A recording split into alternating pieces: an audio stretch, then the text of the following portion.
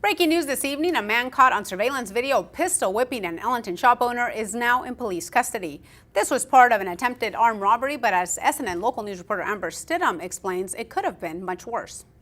Manatee County Sheriff's deputies have been searching for a suspect in connection with an Ellenton coin shop attempted robbery.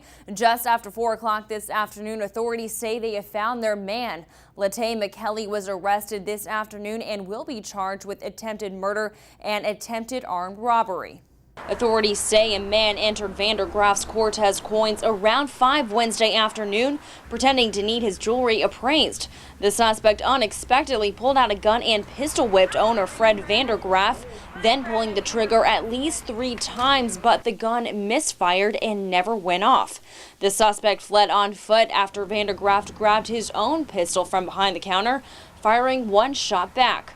Dave Bristow of the Manatee County Sheriff's Office says they're unsure if the suspect was shot, but added things could have been much worse. It's very difficult, for store owners because, they're trying to conduct a business. So obviously, they want to do business with people and they come in and they act like they're doing business and all of a sudden this happens.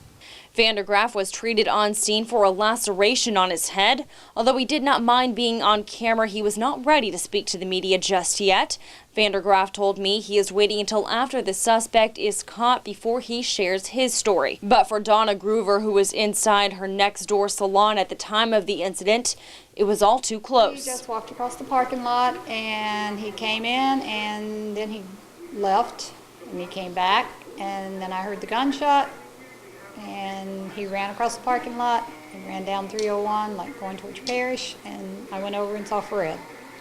And was Fred okay? No, Fred was bleeding from his head. So I thought he was shot, so I called 911, and then chaos broke loose. McKelly is currently being treated at a local hospital for a gunshot wound, a wound that may have been sustained during the attempted robbery. Detectives say they began receiving information on McKelly as a suspect shortly after releasing surveillance photos. Thanks, Amber. Now we will continue to bring you the latest developments in this case, so keep it here on SNN Local News for updates.